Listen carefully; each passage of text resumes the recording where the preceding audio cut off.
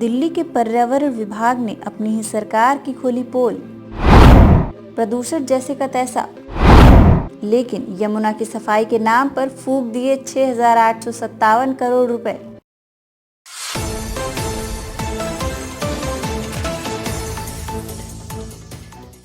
दिल्ली की सरकार ने यमुना की सफाई के नाम पर करोड़ों रुपए खर्च कर दिए, लेकिन दिल्ली की हालत जैसी की तैसी ही है। इस पर खुद दिल्ली के पर्यावरण विभाग ने चुप्पी तोड़ी है। उन्होंने अपनी ही सरकार की पोल खोल दी। दिल्ली सरकार के पर्यावरण विभाग द्वारा दी गई जानकारी के मुताबिक यमुना की सफाई के नाम पर फूंक दिए 6,857 करोड़ रुपए। परंतु इसके बाद भी दिल्ली प्रदूषण नियंत्रण समिति के अनुसार यमुना का पानी अब भी जहरीला बना हुआ है और दिल्ली में यमुना नदी पूरे साल प्रदूषित रहती है। फरवरी 2023 में जारी डीपीसीसी की एक रिपोर्ट के मुताबिक नदी जिस स्थान से शहर के बाहर निकलती है, उस स्थान पर नदी के जल में फीकल कॉलीफॉर्म सामान्य से 500 गुना अधिक पाए गए थे।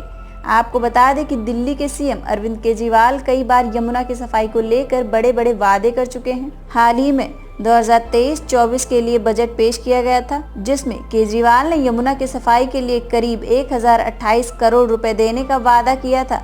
उन्होंने जनता से यह भी वादा किया था कि अगले चुनाव तक यमुना नदी इतनी साफ हो जाएगी कि आप सभी इसमें डुबकी लगाएंगे। आपको बता दें कि सीएम केजरीवाल द्वारा किए गए इस वादे की तारीख दर तारीख जारी करने का सिलसिला साल 2015 से लगातार चलता आ रहा है। नवंबर 2019 में दिल्ली के सीएम ने कहा था कि उनकी सरकार ने अगले 4 से 5 वर्षों में यमुना नदी को साफ करने की योजना बनाई है।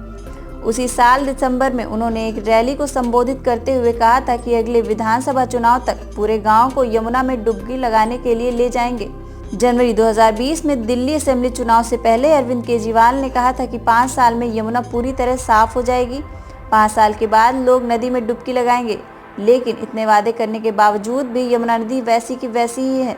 यमुना के प्रदूषित स्तर में कोई बदलाव नहीं हुआ। नेशनल ग्रीन ट्रिब्यूनल कमेटी की रिपोर्ट के मुताबिक दिल्ली के वजीराबाद से लेकर ओखला के बीच का हिस्सा यमुना को 76% तक दूषित कर देता है।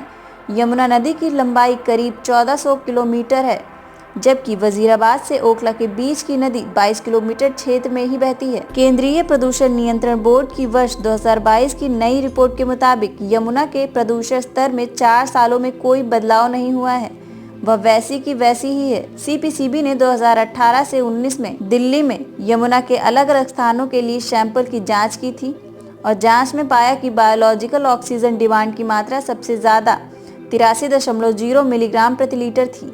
सीपीसीबी ने 2021 से 22 में फिर से जांच की, जिसके बाद उन्होंने पाया डीओबी की मात्रा 83.0 मिलीग्राम प्रति लीटर ही है। इसमें 2 सालों में डीओबी की मात्रा में कोई बदलाव नहीं हुआ, वह वैसी की वैसी ही मिली।